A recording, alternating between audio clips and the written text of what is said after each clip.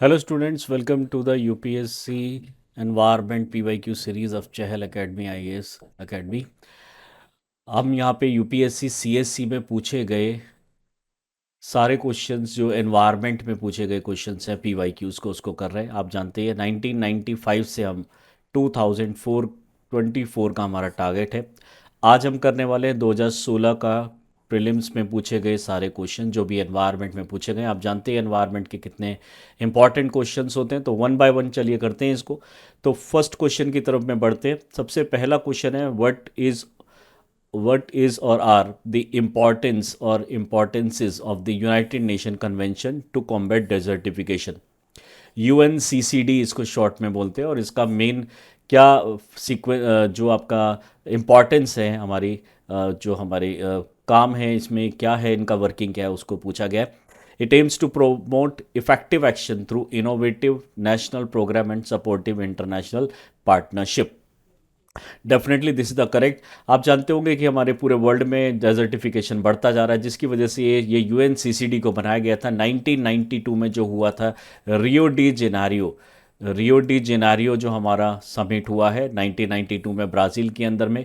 तब से हमारी तीन बॉडी निकल के आई थी, united nation framework convention to combat climate change. Next हमारे पास यूनाइटेड नेशन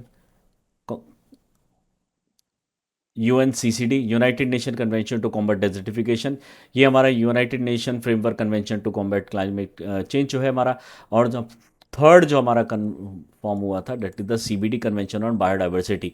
तो उनमें से एक ये जो है इसके ऊपर ये क्वेश्चन पूछा गया। 1992 में इसको बनाया गया, 93 में एक्टिव हो जाता है। तो इसका मेन काम है डेजर्टिफिकेशन को कम करना और नेशनल और जो सपोर्टिव इंटरनेशनल पार्टनरशिप है उसको प्रोवाइड करवाना।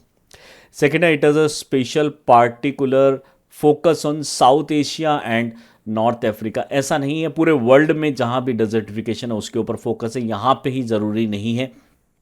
तो ये हमारा स्टेटमेंट रॉन्ग हो जाता है। It is committed to both bottom up approach, यानी बॉटम से ऊपर की तरफ, यानी लोअर लेवल से हम देखेंगे और ऊपर लेवल तक हमें यहाँ पे पहुँचना होगा। इस तरह की अप्रोच, जैसे कि मान लीजिए कि ग्राउंड लेवल पे पहले हम काम करेंगे, धीरे धीरे फिर ऊपर लेवल तक हम पहुँचेंगे।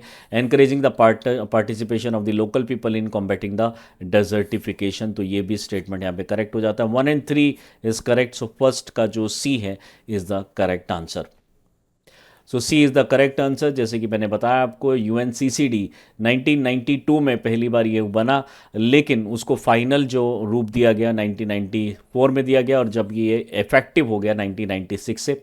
बाइंडिंग एग्रीमेंट है, इसमें 195 से ज़्यादा कंट्रीज़ है। लोकल पार्टिसिपेशन हमें करना पड़ेगा ताकि हम डेजर्टिफिकेशन से लड़ सकें। एरिड, सेमी एरिड, ड्राई, सब ह्यूमिड एरियाज़ को एक तरीके से हमें कम करना है।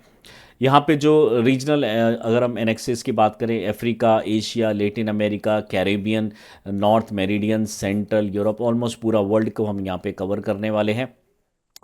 एम है 2030 तक मैक्सिमम जो डेजर्टिफिकेशन हुआ है उसको हम कम कर सकें।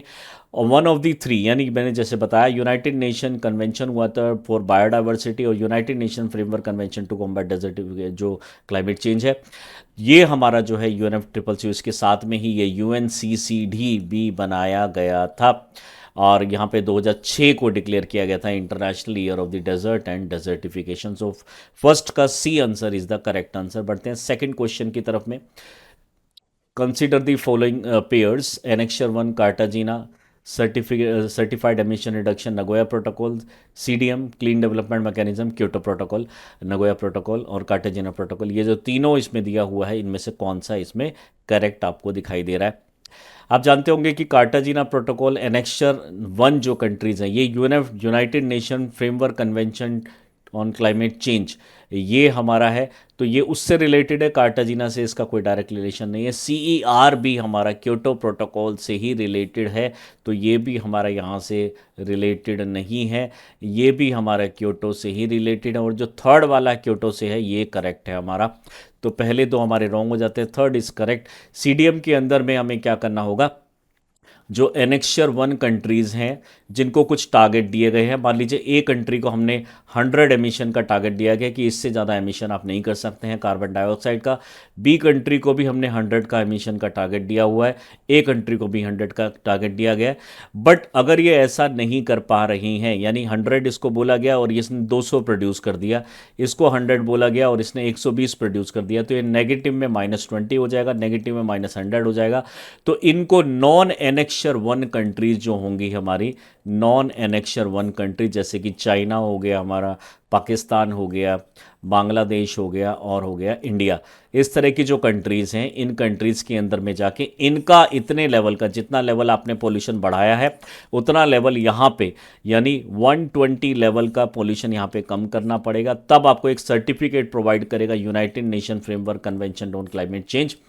ये आपको एक सर्टिफिकेट देगा कि आपने 120 दूसरी कंट्री में, अपनी कंट्री में तो आप कम नहीं कर पाए, लेकिन दूसरी कंट्री में जाके आपने कम किया। कम किस तरह से करना है? बुलेट ट्रेन उनको प्रोवाइड कर दिया दी जाए, इलेक्ट्रिक व्हीकल्स उनको प्रोवाइड करा दिए जाए, क्लीन कोल टेक्नोलॉजीज इनको प्रोवाइड कर दी जाए और इनको रिन्यूएबल एनर्जी इनको प्रोवाइड कर दे, तो इनका पोल्यूशन भी कम हो जाएगा। तो इस तरह से 120 यहाँ पे कम करने से कंपेंसेट करा जा सकता है ये पर्टिकुलर जो इन्होंने यहाँ पे एक्स्ट्रा एमिट किया है। तो उसके लिए जो सर्टिफिकेट मिलेगा उसको हम CER बोलते हैं।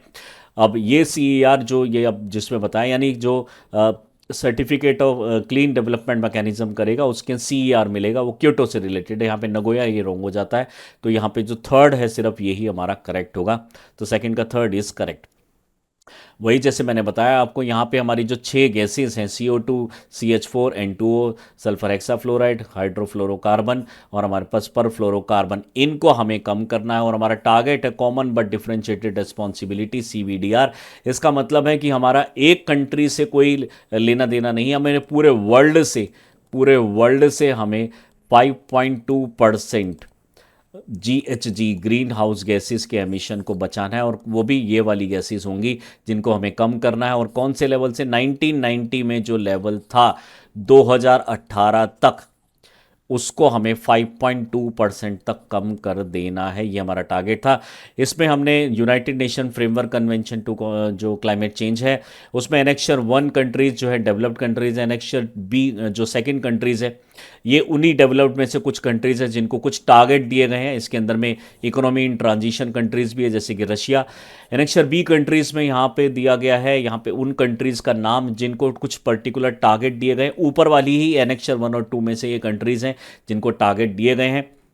नॉन एनेक्शर जैसे इंडिया और लो इनकम कंट्रीज़ हैं, पाकिस्तान और जो मैंने अभी चाइना और ये बांग्लादेश बताया। LDCs वो कंट्रीज़ है जो ये बहुत कम इनकी कैपेसिटी है, तो पॉल्यूशन कम करने के लिए ज़्यादा एफर्ट नहीं डाल सकते, इनलिए इनके ऊपर जो ज़्यादा बर्डन नहीं डाला गया है। और ये सब कुछ हमारा united nation framework convention on climate change में ही स्टार्ट किया गया था। तो इसका जो आंसर होगा सेकंड का थर्ड आंसर इज़ करेक्ट। तो जैसा मैंने बता चुका हूँ आपको, CDM जो है हमारा एक मैकेनिज्म है जिसमें एनेक्शर 1 कंट्रीज़ जो हैं, एनेक्शर 1 कंट्री जो है वो नॉन एनेक्शर कंट्रीज़ के अंदर, स्पेशली एनेक्शर बी कंट्रीज़ जो हैं वो नॉन एनेक्शर 1 कंट्रीज़ के अंदर में जाके उनका पॉल्यूशन को कम करेंगी, ताकि वो अपनी कंट्री में पॉल्यूशन जितना बढ़ा है उसको कंपनसेट कर सकें। ऐसे ही एमिशन ट्रेडिंग में क्या होता है, हमारे पास एमिशन ट्रेडिंग 3 मैकेनिज्म है जो हमने ये क्योटो प्रोटोकॉल के अंदर में लेकर आए थे। इसको हम फ्लेक्सिबल मैकेनिज्म बोलते हैं। CDM में आपको बता चुका हूँ। एमिशन ट्रेडिंग के अंदर है कि अगर एक कंट्री अगर कुछ एमिशन करती है, तो वो दूसरी कंट्री के अंदर में, दूसरी कंट्री को एक तरीके से वहाँ से, उस दूसरी कंट्री से जो आप बोल सकते हैं पॉइंट से, एक शेयर मार्केट के थ्रू खरीद सकती है। उदाहरण के तौर पे ए को अगर हमने 100 अलाउ किया गया, इसने 120 प्रोड्यूस कर दिया गया। बी कंट्री को भी हमने 100 अलाउ किया था, लेकिन इसने 80 प्रोड्यूस किया, तो इसके पास +20 पॉइंट्स होंगे, इसके पास -20 पॉइंट्स होंगे। दोनों ही टारगेट वाली कंट्रीज हैं, दोनों ही एनेक्शर बी के अंदर में आती है, एनेक्शर 1 के अंदर में आती है। तो यहाँ से ये 20 पॉइंट्स को शेयर मार्केट के थ्रू खरीद सकती है। और जॉइंट इंप्लीमेंटेशन है कि ये अगर वहाँ पे कम ना करके, शेयर पॉइंट ना खरीद के, उसकी कंट्री में जाके अगर ये कम करे CDM की तरह, तो उसको हम जॉइंट इंप्लीमेंटेशन कंसीडर करते हैं। तो आंसर आपके सामने है, सेकंड का C answer is the correct answer. बढ़ते हैं थर्ड क्वेश्चन की तरफ में। थर्ड क्वेश्चन में बोला गया है, in which of the following region of India how you most likely to come across the great Indian hornbill in its natural habitat। यानी ग्रेट इंडियन हॉर्नबिल आपको नेचुरल हैबिटेट में कहाँ पे मिलेगा। आप जानते होंगे पूरी इंडिया के अंदर में सबसे ज़्यादा बायोडाइवर्सिटी अगर हमें कहीं मिलती है तो वो है हमारा वेस्टर्न घाट्स। पूरी इंडिया की सबसे यानी हिमालय से भी ज़्यादा जो बायोडाइवर्सिटी है, types of living organism, varieties है, वो हमें वेस्टर्न घाट पे, और ये एनिमल भी हमें यहीं पे दिखाई देता है। ये है हमारा हॉर्नबिल, जो अब अगर देखेंगे तो नेपाल में, इंडिया में, साउथ ईस्ट एशिया में, सुमात्रा में और इंडिया के वेस्टर्न घाट्स के अंदर में दिखाई देता है। इसका स्टेटस अगर IUCN का देखें तो वल्नरेबल है। हमारे भी प्रोटेक्शन अगर वाइल्ड लाइफ प्रोटेक्शन एक्ट 1972 के अंदर देखें तो ये शेड्यूल 1 का एनिमल है। IUCN के अंदर में वल्नरेबल एनिमल है। वेस्टर्न घाट्स में दिखाई देता है, थोड़ा बहुत हमें उत्तरांचल साउथ नेपाल में भी दिखाई देता है, भूटान नॉर्थ ईस्ट इंडिया में भी ये दिखाई देता है। दूसरी ओकर लोकेशन देखें तो म्यांमार के अंदर में मरगुई आर्कीपेलागो के अंदर में, जहाँ पे बहुत सारे आइलैंड्स मिलते हैं। China, Vietnam, Laos, Cambodia, Thailand, Malaysia, Sumatra यानी जो साउथ ईस्ट हमारा एशिया है मेनली, उस पार्ट में हमें दिखाई देता है। एवरग्रीन फॉरेस्ट में ये ज़्यादा दिखाई देगा। मॉइस्ट डेसिडियस और लो लैंड जो फॉरेस्ट हैं जिसका हाइट 2000 मीटर तक है, अप टू है, वहाँ पे आपको ये बर्ड दिखाई दे सकता है। केरला और अरुणाचल प्रदेश में इसको स्टेट बर्ड भी डिक्लेयर किया गया है ताकि इसकी प्रोटेक्शन की जा सके। हॉर्नबिल फेस्टिवल नागालैंड में मनाया जाता है। यहाँ पे जो ट्राइबल फॉकलोर होती है, यहाँ पे जो पुरानी प्रथा चली आ रही है, उसके अंदर में इसके बेसिस पे इसको फेस्टिवल मना के इसको एक तरीके से इसके बारे में चीज़ें डिस्कस की जाती हैं और इसको इसकी पॉपुलेशन को मेंटेन करने के लिए मेनली फोकस किया जाता है। तो इसका आंसर जो होगा थर्ड का D answer is the correct. बढ़ते हैं फोर्थ क्वेश्चन की तरफ में। पूछा गया व्हाट इज और are the unique about the Kharai chemical के बारे में, a breed found in the animal, कौन सी करेक्ट है। It is capable of swimming up to 3 kilometre in the sea water. It survives, ये एक कैमल है जो कि इसकी क्या प्रॉपर्टी होगी पूछा गया। It survives by grazing on mangroves. It lives in the wild and can not be domesticated. इसको डोमेस्टिकेट नहीं किया जा सकता है। तो देख लेते हैं इसके अंदर में कौन सा स्टेटमेंट हमारा यहाँ पे करेक्ट होने वाला है क्वेश्चन नंबर 4 के अंदर में। तो फर्स्ट डेफिनेटली ये कैमल जो है ये स्विम कर सकता है और एक बार में 3 किलोमीटर तक समुद्र के पानी में स्विम कर सकता है। मैंग्रोव्स जो होते हैं समुद्र के आसपास में, जो मैंग्रोव ट्री होते हैं जिसको मंगल या फिर हम सुंदरी ट्री भी बोलते हैं, ये जो है इस पे सर्वाइव कर सकता है। It lived in wild and can not be domesticated, ऐसा नहीं है, डोमेस्टिकेटेड इसका अलाइड है और ये यहाँ पे रॉन्ग हो जाता है। तो A answer is the correct answer, fourth का ए आंसर करेक्ट होगा। ये आप देख पा रहे हैं यहाँ पे ए आंसर करेक्ट है। ये हमारे ये केमिकल है जो रन ऑफ कच्छ गुजरात में हमें दिखाई देते हैं। 3 किलोमीटर तक ये रह सकते हैं, स्विम कर सकते हैं ईजिली। और मैंग्रोव जो है इनके ऊपर ये डिपेंडेंट होते हैं, मैंग्रोव्स के ऊपर मिल्क कॉन्ज्यूम करते हैं ये, और इनको डोमेस्टिकेट किया जाता है राजस्थान वाले रीजन के, गुजरात वाले रीजन के अंदर में, और ये लैंड और सी दोनों में सरवाइव कर सकते हैं। और ये ग्रासेस खाते हैं जैसा कि आप इस फोटो में देख भी पा रहे हैं। आज के टाइम पे 6000 ही केमिकल यहाँ पे कच्छ रीजन में दिखाई देते हैं। 600 केमिकल जो है वो जामनगर डिस्ट्रिक्ट में अकेले में मिल जाएंगे। तो फोर्थ का A answer is the correct answer. बढ़ते हैं फिफ्थ क्वेश्चन की तरफ में।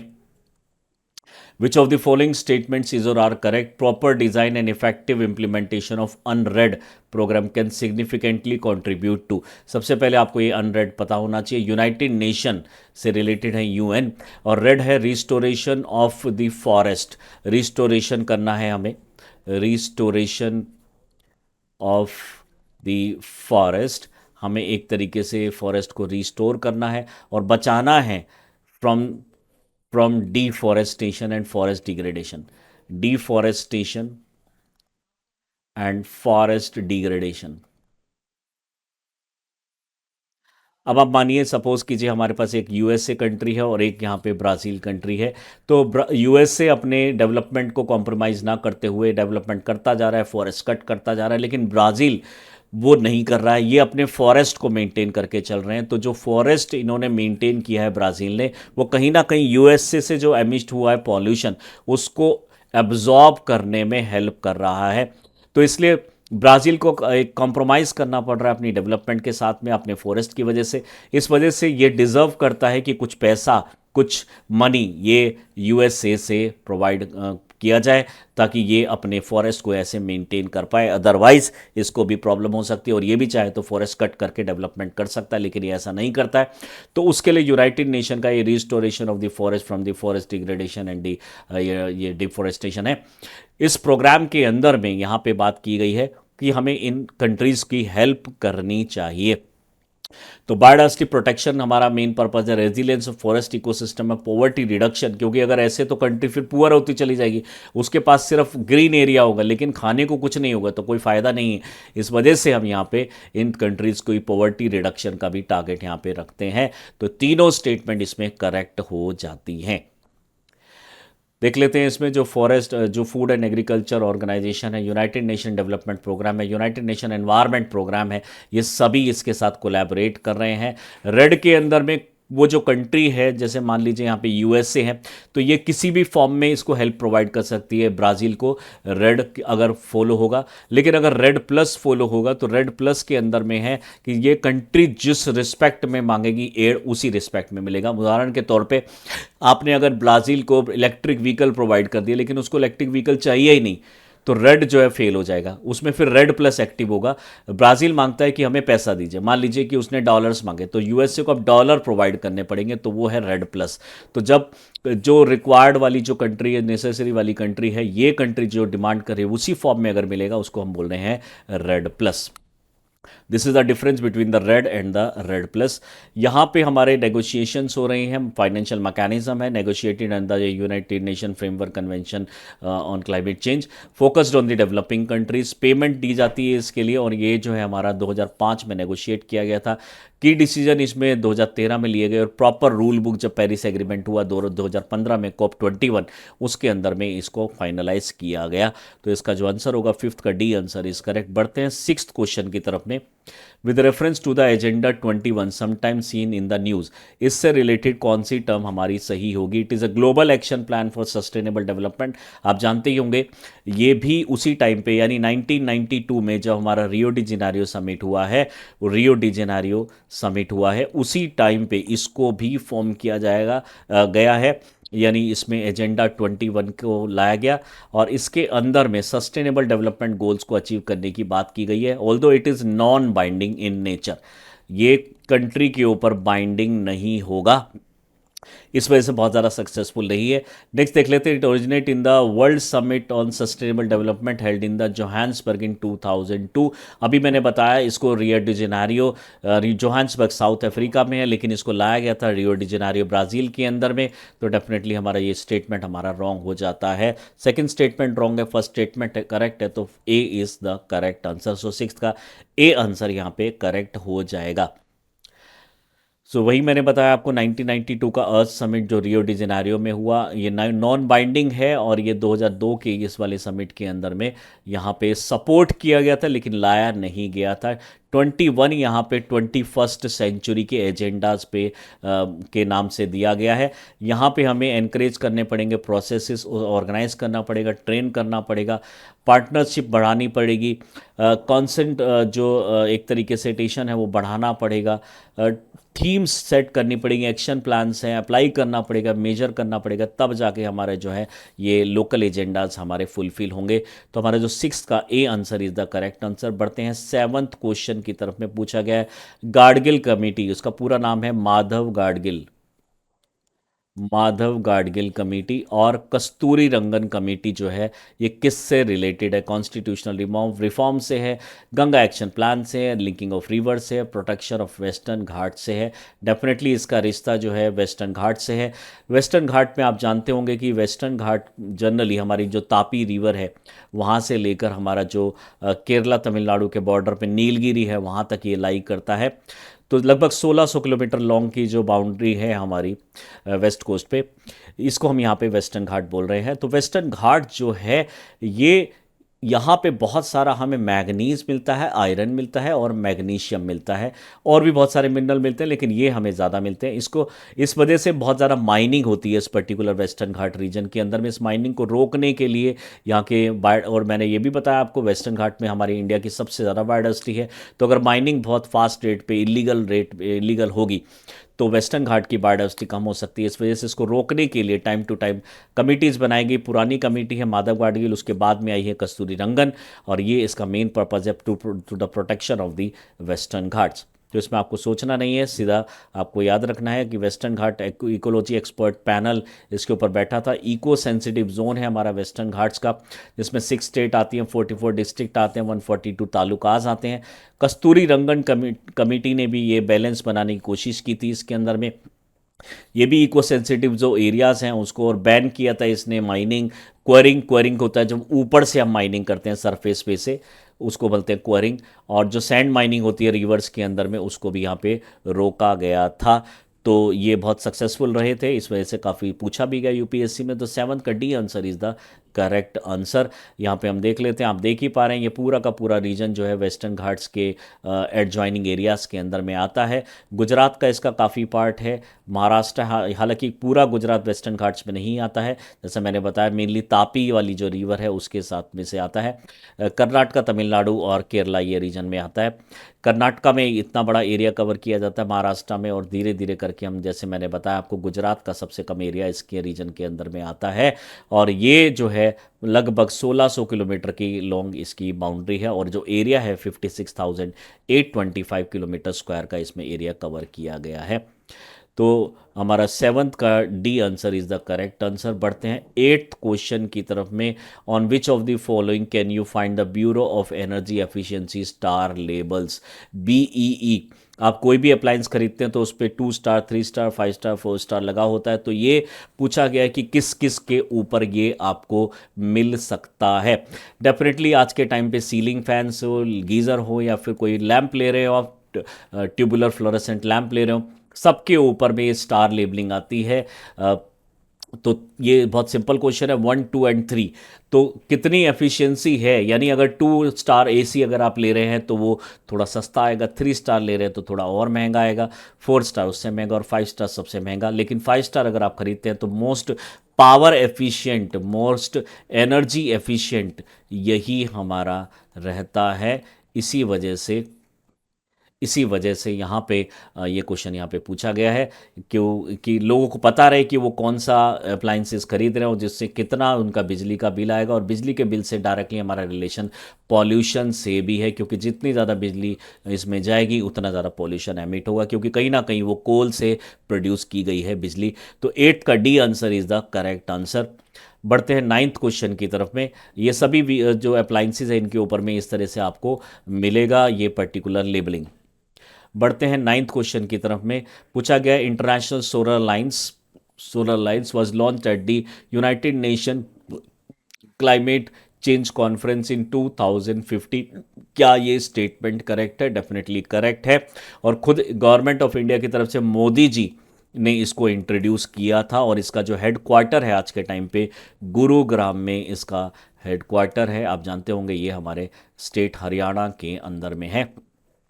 सेकेंड स्टेटमेंट इसमें पूछा गया है, the alliance include all the member countries of the united nation.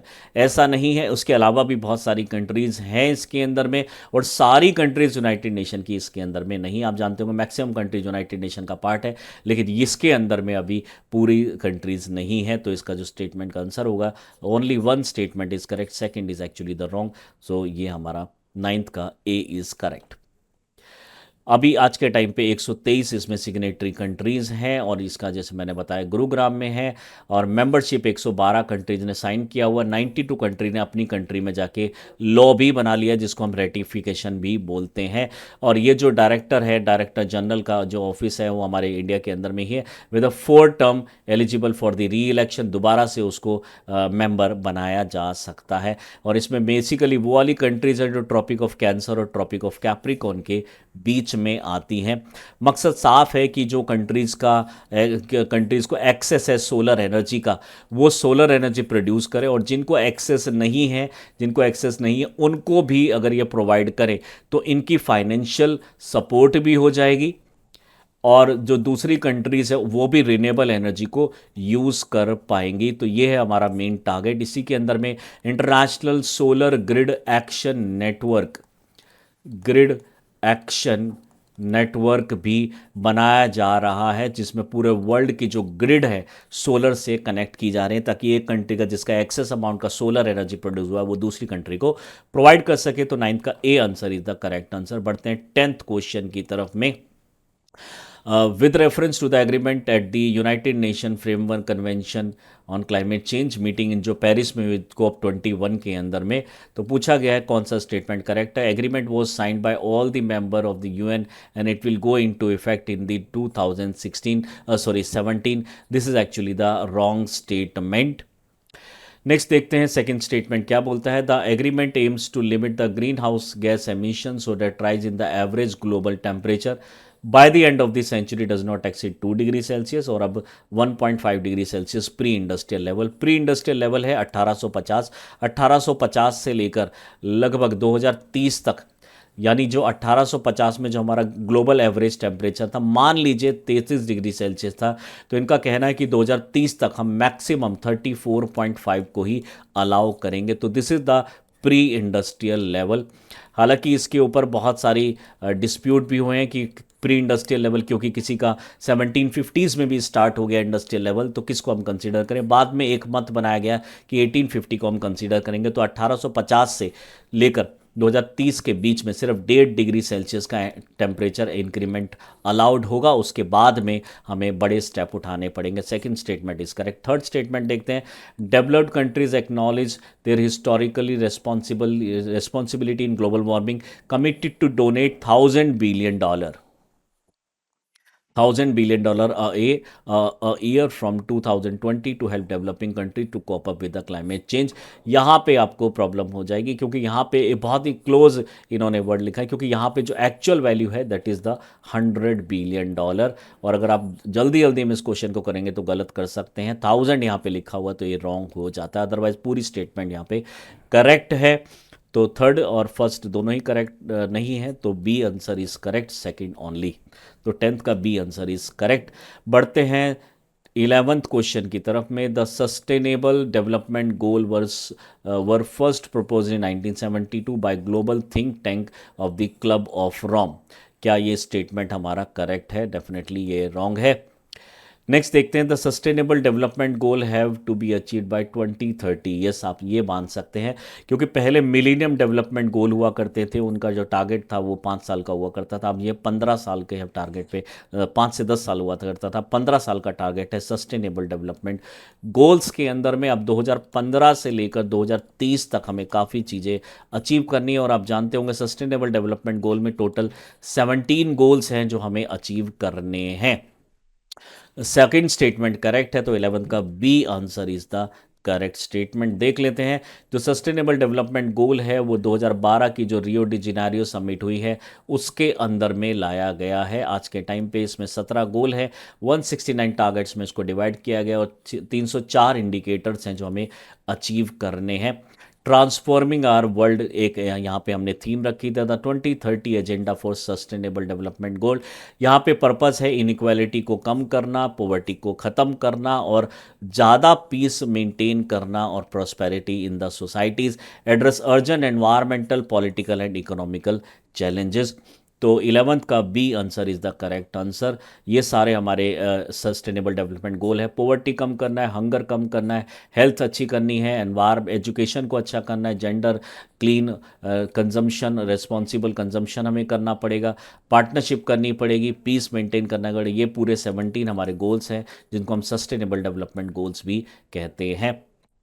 बढ़ते हैं हमारे 12th क्वेश्चन की तरफ में। In the cities of our country which among the following atmospheric gases are normally consider in calculating the AQI।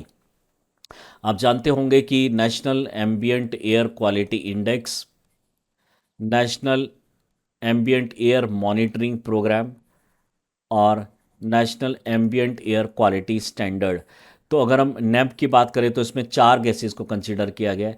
नाकी की अगर हम यहाँ पे बात करें तो 8 गैसेस को कंसीडर किया। नाक्स को बात करें तो इसमें 12 यहाँ पे कंसीडर किए गई हैं गैसेस को। तो इनमें से पूछा गया एयर क्वालिटी इंडेक्स में से इन 5 में से कौन सी गैस है। कार्बन डाइऑक्साइड है, मोनोऑक्साइड है, डाइऑक्साइड है, नाइट्रोजन डाइऑक्साइड है, सल्फर डाइऑक्साइड है या फिर मीथेन यहाँ पे गैस कंसीडर की गई है। तो आपको एयर क्वालिटी इंडेक्स के अंदर में कार्बन डाइऑक्साइड और यहाँ पे कार्बन मोनोऑक्साइड, यहाँ पे nitrogen dioxide, sulphur dioxide, methane, ये तो ऐसे डेफिनेटली बहुत सारी गैसेस हैं, लेकिन इनमें से ये जो 4 में से अगर हमें 5 में से अगर हमें देखना है तो यहाँ पे हमारा जो है 3 यहाँ पे हमें करेक्ट मिलती हैं। तो सेकंड, थर्ड एंड फोर्थ जो है ये 3 हमें जो है सेकंड, थर्ड एंड फोर्थ हमें 3 इस गैसेस के अंदर में मिलती है। तो फर्स्ट रॉन्ग हो जाएगा, फिफ्थ हमारा रॉन्ग हो जाएगा। तो B is the correct statement, second, third and fourth. ये आपको डायरेक्टली याद रखना पड़ेगा क्योंकि इसमें तो ये सिंपल फैक्चुअल क्वेश्चन है। तो पार्टिकुलेट मैटर 2.5 और 10, ozone, carbon monoxide, nitrogen dioxide, sulphur dioxide, lead और अमोनिया, ये 8 गैसेस हैं, 8 गैसेस हैं जो आपको लर्न करनी पड़ेंगी under the NAQI national ambient air quality index. SAFAR के बारे में आप जानते होंगे, system of air quality forecasting and research. ये इन 8 गैसेस की हर 24 घंटे की रिपोर्ट हमें प्रोवाइड करता रहता है, एक्सेप्ट CO और ओजोन, ये हमें 8 घंटे के अंदर में रिपोर्ट देता रहता है। तो इसका जो आंसर होगा हमारा 12th का बी आंसर इज करेक्ट। तो ये था हमारा 2016 के क्वेश्चंस जो हमने आज किए हैं। नेक्स्ट टाइम अब हम करेंगे यहाँ पे 2017 के क्वेश्चन जो कि हमारे लिए बहुत ज़्यादा इंपॉर्टेंट हैं। 2017 से लेकर 2024 हम यहाँ पे करने वाले हैं। मिलते हैं नेक्स्ट क्वेश्चन में, नेक्स्ट जो ईयर के क्वेश्चन में 2017 में। तब तक के लिए गुड बाय, थैंक यू।